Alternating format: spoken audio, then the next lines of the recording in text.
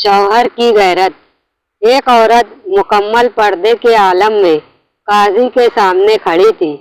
उसने अपने शौहर के खिलाफ मुकदमा दायर कर रखा था। मुकदमे की नौइयत बड़ी अजीब थी कि मेरे शौहर के जिम्मा महर की 5000 दिनार रकम वाजिबुल अदा है, वो अदा नहीं कर रहा, लिहाजा मुझे महर की रकम दिलाई जाए। काजी ने खाविंद से पूछा तो उसने इनकार कर दिया।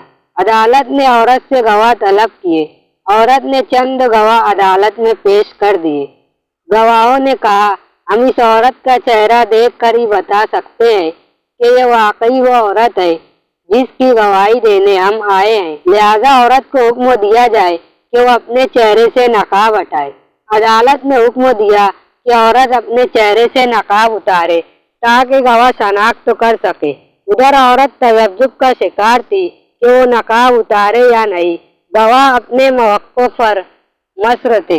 अचानक इसके शौहर ने गैरत में आकर कहा, मुझे ये कतन ये बर्दाश्त नहीं कि कोई गैर महरम मेरी बीवी का चेहरा देखे, लिहाजा गवाहों को चेहरा देखने की जरूरत नहीं, वाकई इसके महर की रकम मेरे जिम्मे वाजिबुल अदा है।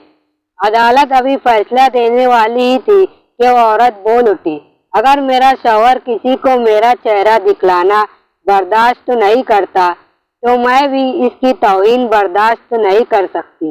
मैं अपना महर माफ करती हूँ। मैं गलती पर थी जो ऐसे शख्स के खिलाफ मुकदमा दायर किया। नोट: ऐसे ही दिल को मोह लेने वाले और दिल को छू लेने वाले वाक़यात व हकायात सुनने के लिए इस चैनल को सब्सक्राइब करें।